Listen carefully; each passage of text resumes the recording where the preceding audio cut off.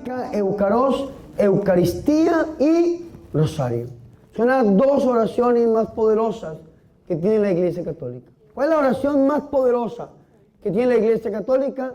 Se llama la Eucaristía. ¿Y cuál es la segunda oración más poderosa que encontramos en la Iglesia? El Santo Rosario.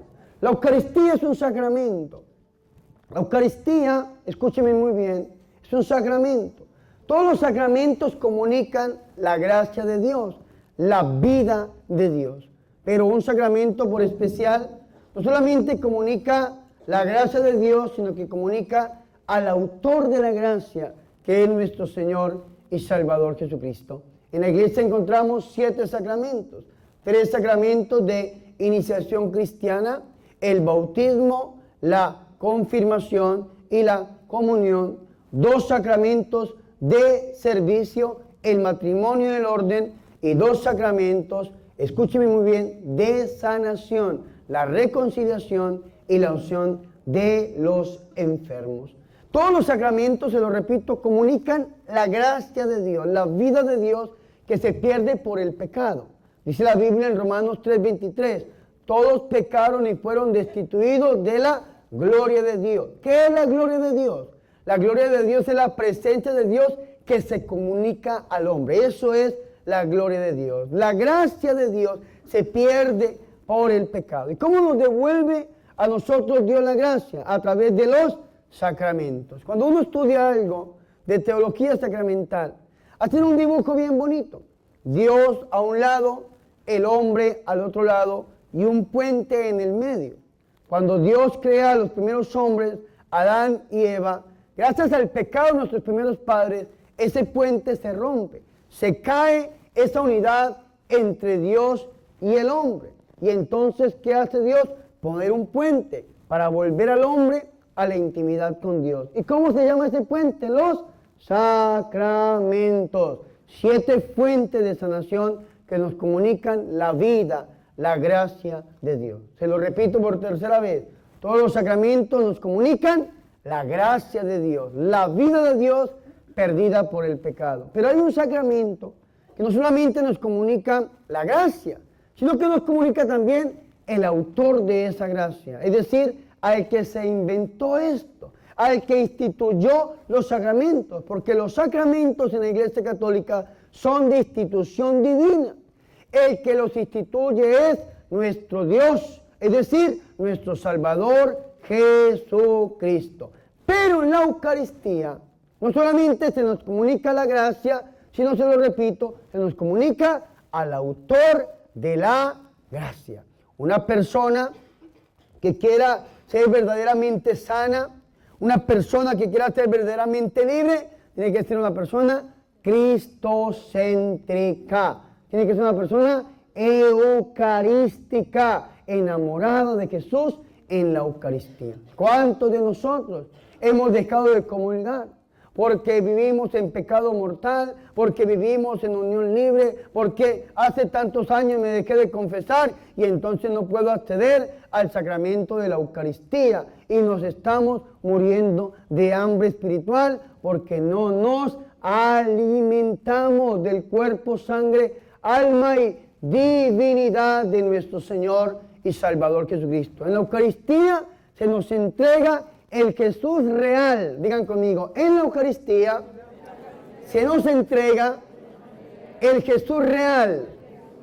Es decir, usted quiere saber verdaderamente y quiere recibir verdaderamente a Jesús, el mismo que caminó hace 2000 años y que pasó haciendo milagros y haciendo el bien, sanando a los oprimidos por el diablo. Ahí está, en la Eucaristía. En la Eucaristía nos entrega al Jesús real, tan real que a mí me pasó algo cuando yo era fraile. Hoy en día soy sacerdote, si Dios lo permite. Ahorita el 19 de marzo voy a cumplir 4 años de haber sido ordenado presbítero, sacerdote. Pero yo, para la gloria del Señor, con humildad lo digo, ejerzo la misión desde que era seminarista. La misión internacional que Dios me ha regalado desde el año 2010, ha abierto las puertas del Señor. Y una vez, creo que fue en el año 2014, iba yo en un aeropuerto, iba saliendo de Colombia, en el aeropuerto internacional El Dorado, y en ese aeropuerto se acercó un un joven que era satánico. Este joven iba a pactar con el demonio el sábado siguiente, y entonces la secta satánica le había mandado robarse una hostia consagrada en la iglesia católica. Vea qué interesante esto. Aquí en California, muy cerca de aquí, en San Francisco, California, el 30 de abril del año 1969, un hombre de apellido LaVey instituyó para el mundo el satanismo contemporáneo. Todo lo que los satánicos creen hoy en día lo instituyen aquí en San Francisco el 30 de abril del año 1969. El 30 de abril del 72 llegó el satanismo, como se conoce hoy, a Colombia. Sin embargo, este hombre escribe la Biblia Negra, escribe los fundamentos del satanismo contemporáneo y crean algo que se llama la Misa Negra. Antes de esa fecha hacia atrás se llamaban los aquelarres satánicos. ¿Y qué significaban los aquelarres? La reunión de un bruja con 10 o 2 de un brujo con 10 o 12 brujas para ofender al Señor, para hacer diferentes encantamientos y diferentes actos referentes al demonio. Pero después de esa fecha hacia adelante, ya no se habla de aquelarres, de cultos satánicos, sino que se habla de misas negras. ¿Y por qué se habla de misa negra? Porque este hombre lo que hace es ponerle orden a la celebración de los satánicos. Ponerle orden, y por eso se llama misa, porque le mete una serie de liturgia, un orden establecido a la celebración. Y entre todas las cosas que dijo, para que haya una misa negra, tiene que haber una hostia consagrada en la Iglesia Católica Romana. ¿Por qué tiene que haber una hostia consagrada en la Iglesia Católica Romana? ¿Por qué no puede ser en otro culto protestante o en otra iglesia diferente de la Iglesia Católica? Porque solamente en la Iglesia Católica tenemos la presencia real de Jesús en la Eucaristía. Y la misa negra se hizo para insultar a Dios, para blasfemar en contra de Dios. Y si no hay una hostia consagrada, no hay un Dios a quien insultar. Vea qué tremendo esto.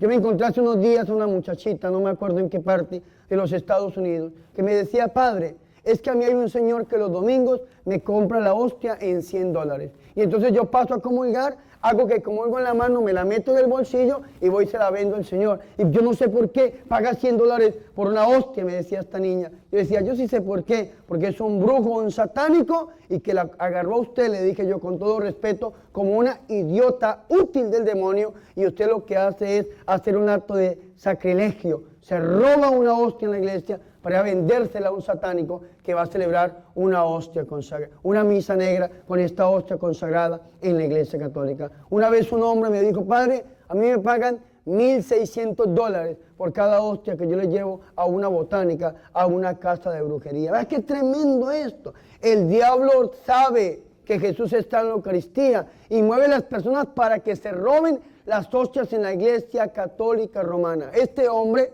iba a pactar con el diablo.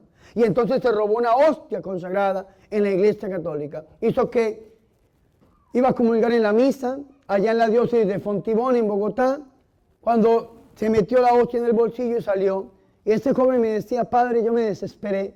Yo, después de que tenía esta hostia en mi bolsillo, yo sentí un desespero y empecé a caminar por todo Bogotá. Llegué al terminal, caminé por un lado, hasta el punto de terminar en el aeropuerto.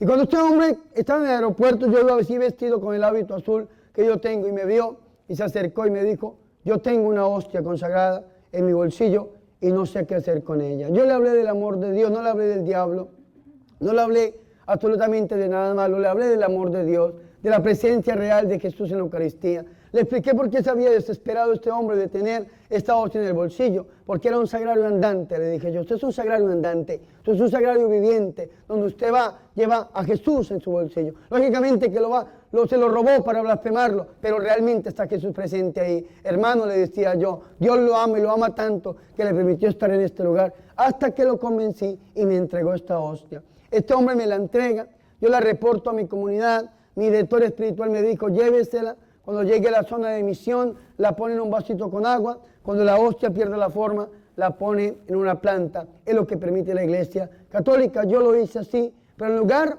de esta hostia ser puesta en una planta, como me habían enviado a mí, cuando esta hostia se deshizo, hostia consagrada, el martes siguiente le salió un pedacito de sangre al vasito con agua, en medio del pan que estaba diluido. El miércoles siguiente el agua se volvió roja como si fuera sangre. Y el jueves siguiente esta hostia que era pequeña, de la forma pequeña, se unió y se convirtió en una hostia grande, tamaño grande, forma presbiteral, y se convirtió en un trozo de carne. Algo impresionante. Yo ahí tengo las fotografías en las redes sociales, en el Instagram, ustedes pueden buscarla. Un verdadero milagro. Yo no soy científico para decir que fue un milagro eucarístico, pero no tengo otra explicación. Un milagro eucarístico sucedió en este lugar. Esta hostia que iba a ser blasfemada, esta hostia que iba a ser un sacrilegio con el cuerpo de Cristo, el Señor le muestra al mundo que aquí en el altar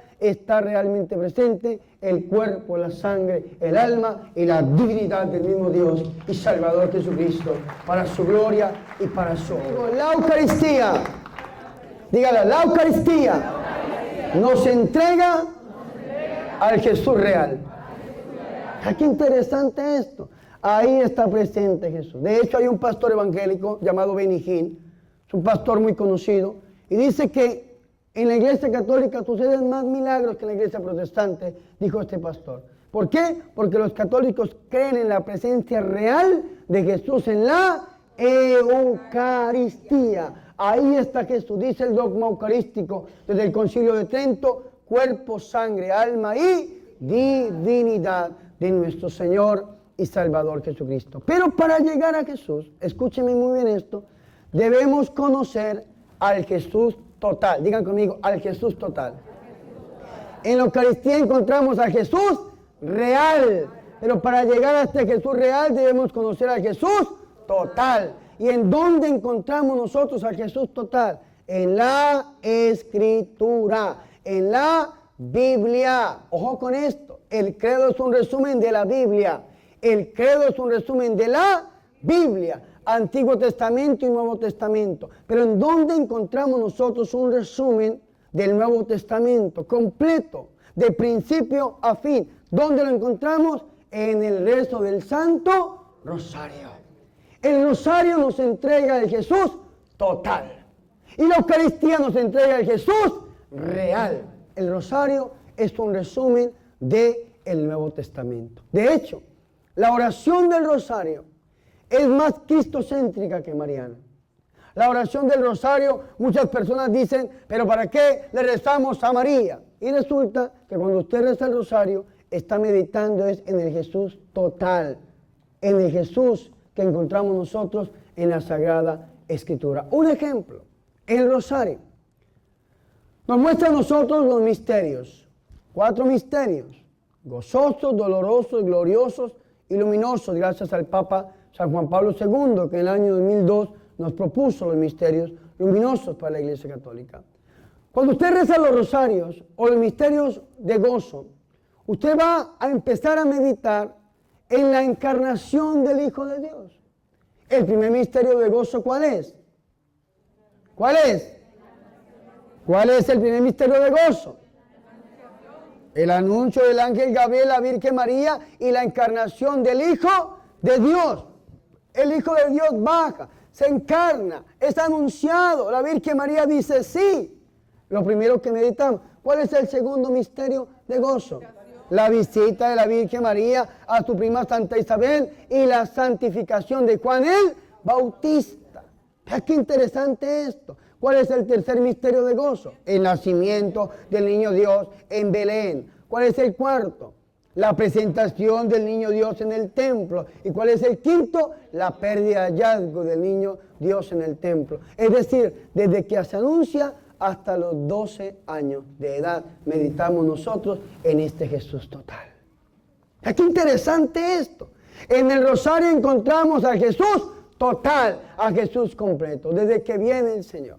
Seguimos meditando nosotros en los misterios. ¿Cuáles misterios meditamos nosotros después de los de gozo? Los misterios dolorosos. ¿Y cuál es el primer misterio doloroso? La oración de Jesús en el huerto. Esto es importantísimo, porque nuestra redención, escúcheme muy bien, empieza ahí el culmen de nuestra redención. El Señor orando en el huerto de Getsemaní, cuando el Señor dice sí al Padre, cuando el Señor carga con nuestros pecados. De hecho, dicen algunos místicos, entre ellos Luisa Picarreta y otras personas, que el dolor más grande del Señor no fue en la cruz del Calvario, fue en el huerto de Getsemaní, cuando sudó sangre, una angustia tan tremenda, tanto que el Señor, siento angustia de muerte, decía nuestro Señor y Salvador Jesucristo. Primer misterio doloroso, la oración de Jesús en el huerto. ¿Cuál es el segundo? Después de que el Señor ora ahí en el huerto, lo capturan, y después de que lo capturan, ¿qué hacen con el Señor? Lo flagelan, lo azotan. Los místicos hablan de 5,000 y más azotes que le dieron a Jesús. La Biblia habla de 40 menos 1. Sin embargo, Isaías en el capítulo 53 dice que no tenía aspecto humano. Quedó tan deshecho el Señor en esos azotes que no tenía aspecto humano. Después de que al Señor lo flagelan, lo azotan por nosotros, ¿cuál es el tercer misterio que nosotros meditamos? La coronación de espinas a Jesús. Aquella coronación de espinas tan terrible. Aquella corona de espinas que le clavaron a palazos, dicen algunos místicos, que estas espinas traspasaron el cráneo de nuestro Señor y Salvador Jesucristo. ¿Cuál es el cuarto misterio? El Señor toma la cruz después de que sale de la coronación de espinas, le pone la cruz y empieza el Señor a cargar con la cruz vía al Calvario. Jesús carga con su cruz. Para terminar ahí, ¿dónde termina estos misterios dolorosos? En la crucifixión y muerte de nuestro Señor Jesucristo. Vea qué interesante esto. Ya los misterios del rosario nos muestran a nosotros no solamente la anunciación del Señor, sino que vea hasta dónde llegan los misterios del rosario, hasta el Calvario. Y eso que vamos en la mitad. Vamos en la mitad. Podemos poner los ojos en los otros misterios, que son los misterios gloriosos.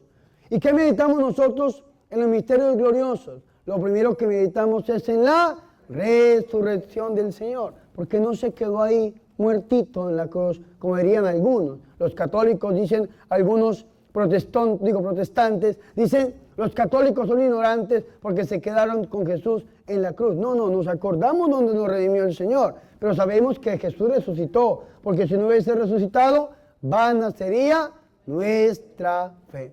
La resurrección de nuestro Señor y Salvador Jesucristo. Primer misterio glorioso.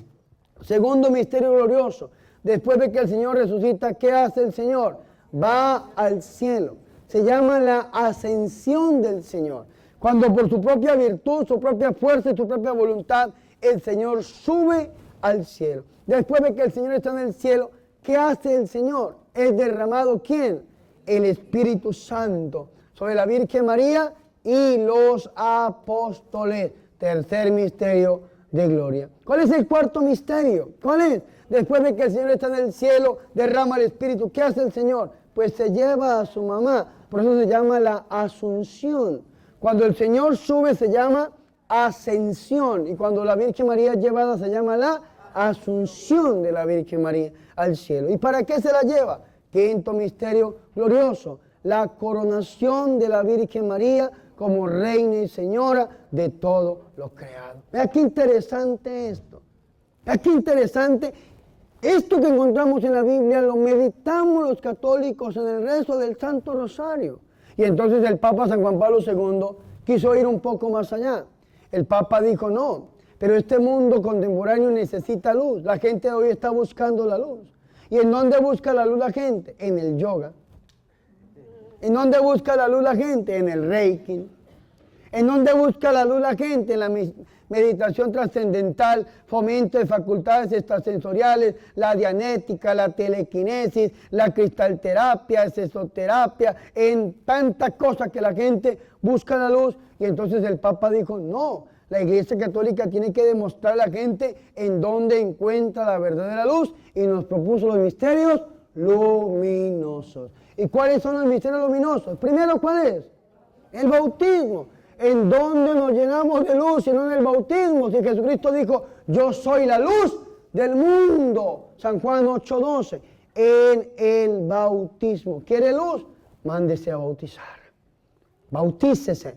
Algunos dirán, Padre, yo estoy bautizado, entonces confirme su bautismo. La confirmación, Padre, yo estoy confirmado, entonces viva como un verdadero católico, viva según los fundamentos y las promesas bautismales, y ahí es usted un hijo de Dios, un hijo de la luz. ¿Me hago entender o no?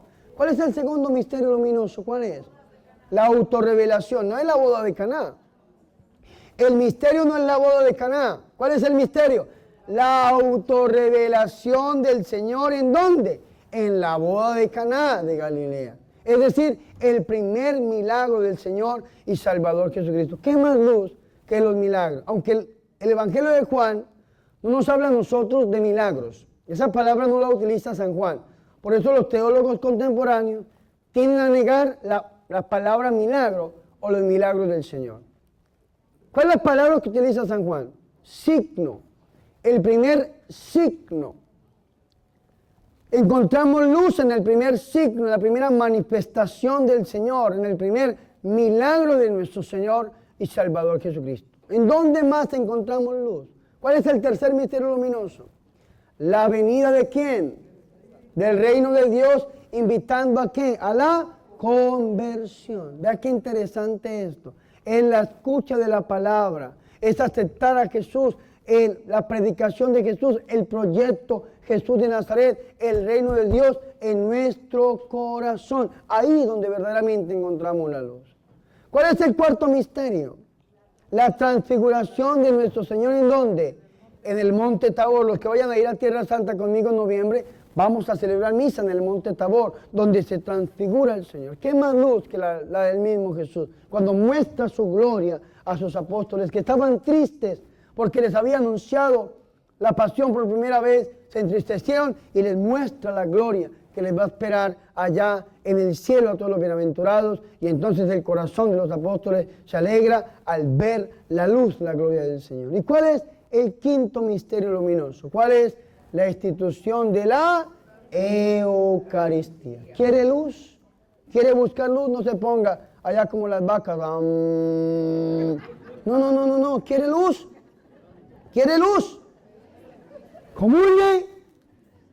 Acérquese a Jesús, que dijo, yo soy la luz del mundo. Si usted quiere verdaderamente ser iluminado, aquí está la verdadera fuente, la luz. San Juan 8:12, yo soy la luz del mundo. Amén. Fuertes aplausos al Rey de Reyes y Señor de Señores. Digan conmigo, en la Eucaristía encontramos al Jesús real. Y en el rosario encontramos al Jesús total. ¿Me hago entender o no? Pero si usted no conoce al Jesús total, no va a poder usted recibir al Jesús real. ¿Cuánta gente por desconocer a Dios no creen en la Eucaristía?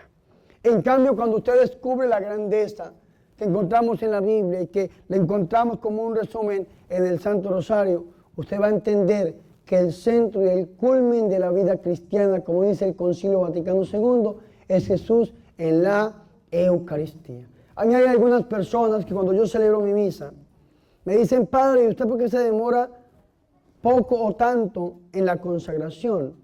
Ojo con esto.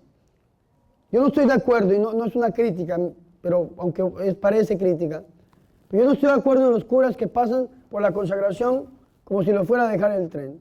Y usted ni siquiera se da cuenta cuando consagran. ¿Acaso la Iglesia Católica no dice que la Eucaristía es el centro y el culmen de la vida cristiana? Entonces, ¿por qué tenemos que pasar por el rito de la Eucaristía como si pasáramos por cualquier cosa? Cuando un cura celebra la misa, cuando llega el momento de la consagración, tiene que hacerlo con todo el amor del mundo. Lógicamente, que la consagración no es una hora santa. Los obispos piden que cuando se haga la elevación del pan no se dure mucho con el pan en la elevación, porque no es una hora santa, no puede estar ahí prendido el Señor de las manos del presbítero. Sin embargo, hay que hacerlo con todo el amor del mundo. ¿Por qué? Porque la Iglesia lo enseña. La Eucaristía es el centro y el culmen de la vida cristiana. Yo personalmente, cuando celebro mi misa y llego al momento de la consagración, hago una pausa y vivo ese momento como un momento único porque sé que es el mismo Dios que ha bajado a la tierra. Porque nosotros los sacerdotes somos las únicas personas en el mundo que podemos hacer bajar a Dios del cielo a la tierra. Yo dije esto en una vez y una señora me criticó por internet.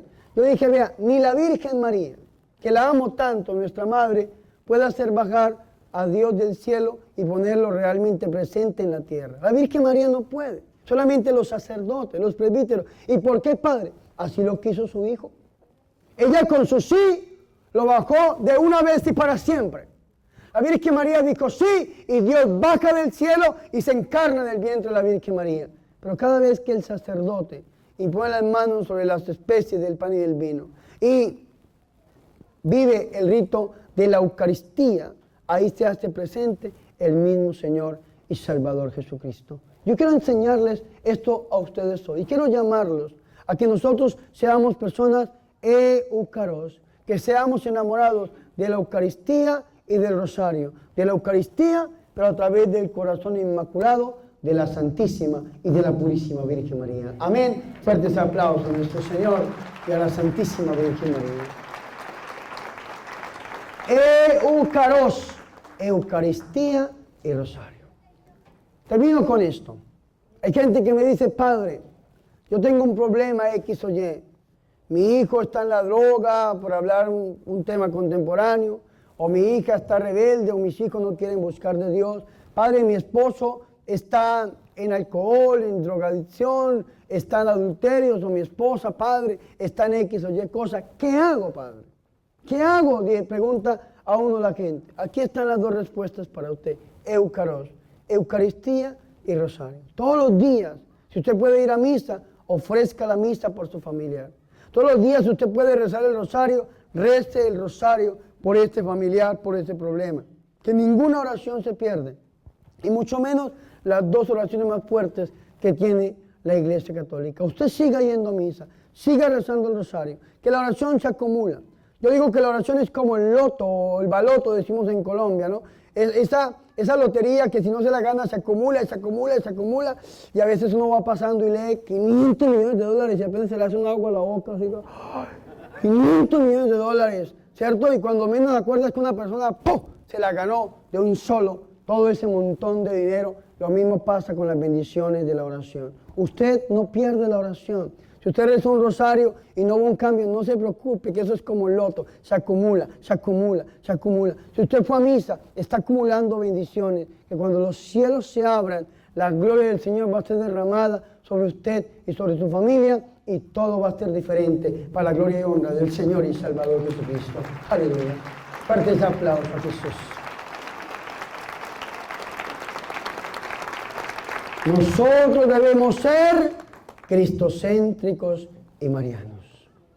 Cristocéntricos, centrados en Jesús, pero a través del corazón de la Virgen María. Ahora sí termino con esto. Perdónenme que me gusta mucho predicar y hablar del Señor. Pero resulta que una vez estábamos nosotros en un exorcismo. Yo fui exorcista por 2 años en la diócesis donde yo estoy incardinado, Nicaragua. Tuve la bendición de mi obispo que salió de tener el permiso para ejercer exorcismos. El que llegó, pues, nombró a un exorcista y entonces no se pudo seguir con este ministerio. Es un ministerio muy bonito, pero llegamos hasta ahí. Cuando yo era exorcista, tenía el permiso de ejercer exorcismo legítimo sobre los posesos, como lo ordena el derecho canónico numeral 1172. Un día en un exorcismo le saqué el rosario al diablo. Ya me tenía cansado ese demonio. Y gritaba unas cosas terribles y me decía, Pinocho, usted no me puede sacar, y una cantidad de cosas. Y entonces me quité, yo no sé por qué me dice Pinocho, pero bueno, omitamos el comentario. Me quité el rosario y se lo mostré al diablo. Le dije, ¿qué ves aquí, maldito demonio? ¿Y sabe qué me dijo el diablo?